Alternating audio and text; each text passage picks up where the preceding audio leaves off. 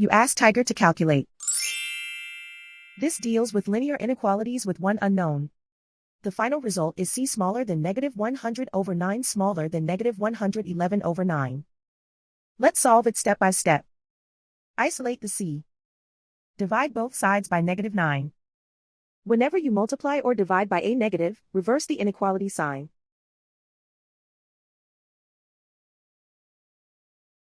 Cancel out the negatives.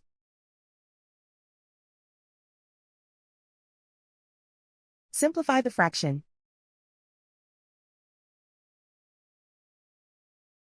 Move the negative sign from the denominator to the numerator.